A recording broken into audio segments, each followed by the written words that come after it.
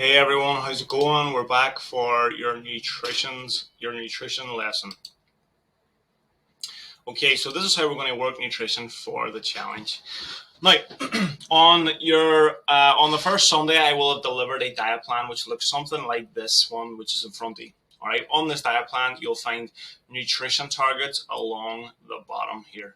So you'll see your meals. So you've got eggs, bacon, and toast with all macros, ingredients, and calories attached. Then you've got chicken and cheese wrapped with the same. You've got burger and chips with the same, and we've got two snacks here as well. This is a 2,500 calorie plan, so it's a lot of calories, and that is why there is also a lot of food on this plan. You will have received your own one with your own targets. All right, now if you stick to the plan that I give you, if you stick to that diet plan, you're going to nail all those targets. Each day you'll have hit your targets perfectly, and you'll be nailing the program. However, what I want you doing, and this is part of the education process of the challenge, it's part of the education of nutrition for the challenge. I want you plugging in your own meals to this diet plan. All right, so what you're going to do is you're going to use your tracking app, so whether it's Nutracheck or MyFitnessPal, and instead of if you say I don't like bacon and toast, you're going to try and plug in your own meal. You're going to enter in what you're having, and you're going to try to get the calories that come roughly to what I have set for for your breakfast meal. You'll plug in your own meal for that. Um, Now, obviously, I know this is going to be a difficult process for you. So, what I want you doing here is using your accountability coach, as they will give you nutrition coaching when it comes to this. So, you're going to say to your accountability coach, "Look, I don't like eggs, bacon, and toast. What I prefer for my breakfast is, porridge, yogurt, fruit, just for an example. And I've put this on the MyFitness or on the Nutracheck, but the calories are a bit too low. So how am I going to make this work for me?" Your coach is going to say, "Okay, you've got 700 calories here for your breakfast. So you're going to up that porridge intake to 80 grams. You're going to have 150 grams yogurt, and you're going to have this fruit. You're going to have an apple, a banana, and an orange, and this is going to equal the same amount as you were set on your diet plan." Now, obviously, this process is going to take you a long while to do. We don't expect you to be nailing it on the first day. So bounce off your accountability coach, use their nutrition coaching that they're going to take you through. And by the end of the challenge, you should have a diet that doesn't even feel like you're dieting because it's full of your meals. Now, each week, every 2 weeks in the program, I'm going to send you a new diet. It's every 2 weeks. And then for the last 2 weeks, I'm going to send you a diet each week. All right. So check in with your app on a Sunday to see if you've got a new diet. And I will have emailed you when I send you them also. So covering roughly what I just said there here too, make sure that you have Nutracheck or MyFitnessPal downloaded. This is where you're going to record what you're eating, and you're going to try to get it to match the targets that I've set you. So you're going to try and make your diary match the targets that I've set you. You'll find the targets along the bottom of your nutrition plan, and also meal by meal, you'll find them here under macros. Once you've done this, if you're not sure on why your meals aren't matching or what to do to get them to match, you can send your diary to your accountability coach, who will help you to plug in different amounts of each food group so that you can match the targets that I have set. All right, calories, fiber, and protein. The three most important thing when it comes to body composition change. Calories is just a measure of energy, so it's like meters are a measure of distance. Calories are a measure of energy. All right, so when we're talking about calories, we're talking about a measure of energy within the body.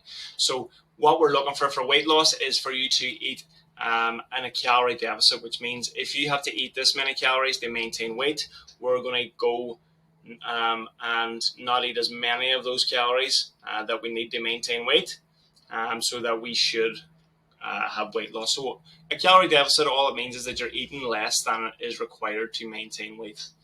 All right.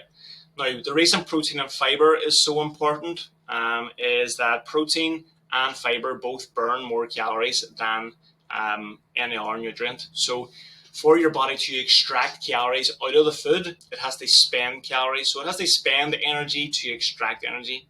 Now, the spend when extracting calories from protein and fiber is 30% more than other nutrients. So that means just eating protein and fiber burns more calories than you would if you ate the same amount of carbs or fats. All right, so it's obviously really important to have your diet full of protein and fiber so that your body is burning as much calories as possible. Also, protein aids in growth and repair. So when we're talking about getting into shape, it's protein that gives our body the tools to do this. And growth and repair is a process that costs energy too. And the more tools we have to cause growth and repair, the more energy we spend, the more fat we burn. And putting on a wee bit of muscle, not too much for the ladies, obviously, means that you will tone up, you will become leaner, and you will look in better shape, which is what everybody wants. Fiber obviously burns more calories as well, as I said, and it has many health benefits like lowering cholesterol. It helps with HAT sessions. It helps buffer lactic acid in the muscle, and it's highly satiating. Both these foods are highly satiating, which means they fill you up, which means you're less likely to overconsume throughout the day. So really important to master these three variables throughout the challenge. Supplements. So what supplements do we recommend? We definitely recommend a protein shake, more so for convenience than anything else. Protein targets are really hard to reach without a decent protein shake. You're going to want to go for a low calorie, high protein shake. Now we recommend NXT Beef Isolate because it is the lowest calorie and highest protein content of all the shakes. Highly recommend NXT Beef Isolate, which you can get here in the gym if you're looking. Multivitamins you can try if you want, although most people don't need one because our diet is fortified with vitamins to support any kind of deficit.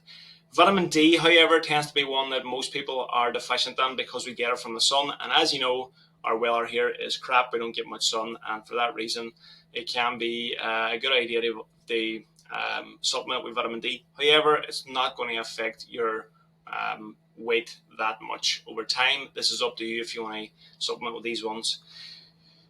Creatine, finally, is very, very good for performance and health. We would definitely recommend supplementing with creatine. However, you have to be aware that you will gain maybe 3 to 5 pounds in the beginning when supplementing creatine.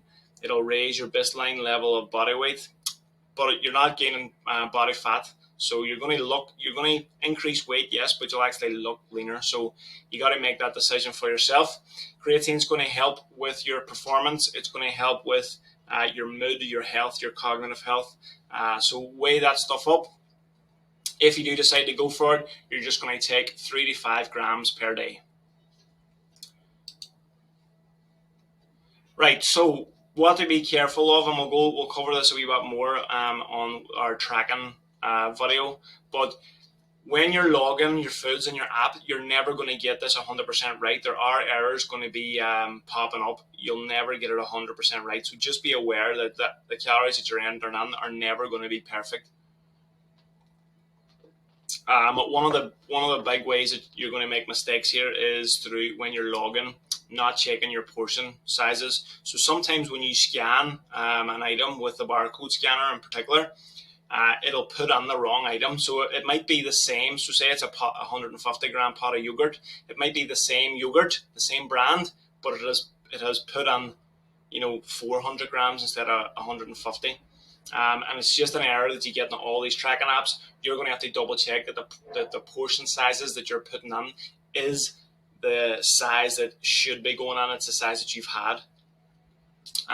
Same thing when you're searching foods. Make sure that you're double checking the portion size and that you're getting that right, or you're getting it as closely right as possible.